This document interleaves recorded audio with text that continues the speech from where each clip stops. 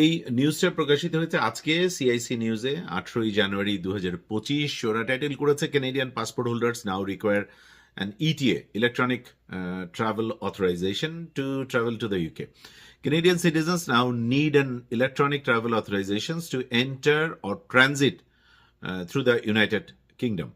This new requirement, launched on January 8, 2025, is a part of the UK's updated entry regulations. It includes Canada, the United States, Australia, and the other non-European countries. তার মানে শুধু কেনেডিয়ানদের বেলায় না, আমেরিকানদের বেলাও, অস্ট্রেলিয়ানদের বেলাও এখন থেকে ইউকেতে ভ্রমণের উদ্দেশ্যে গেলে ইভেন এটা ট্রানজিট নিলেও সেখানে আগের থেকে একটা ইটিএ নিয়ে রাখতে হবে, ইলেকট্রনিক ট্রাভেল অথরাইজেশন।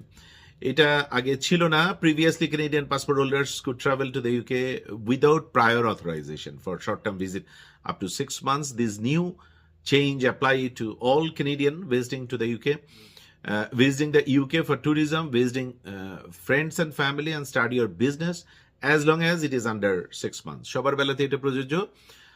এই নতুন নিয়ম আমরা যে নভেম্বর মাসে অস্ট্রেলিয়া ঘুরে আসলাম, অস্ট্রেলিয়ার জন্য কিন্তু আমাদের কানাডাতে বসে মানে বাসায় বসে একটা ইটিএ নিতে হয়েছে, ইলেকট্রনিক ট্রাভেল অথরাইজেশন। ওটার জন্য খুব সম্ভবত 17 বা 18 কেনেডিয়ান ডলার দিতে হয়েছে, কিন্তু সেটা হয়ে গেছে মিনিটের মধ্যেই। পাসপোর্ট স্ক্যান করা, কিছু ফর্মের মধ্যে কিছু ইনফরমেশন টাইপ করা, দ্যাটস ইট।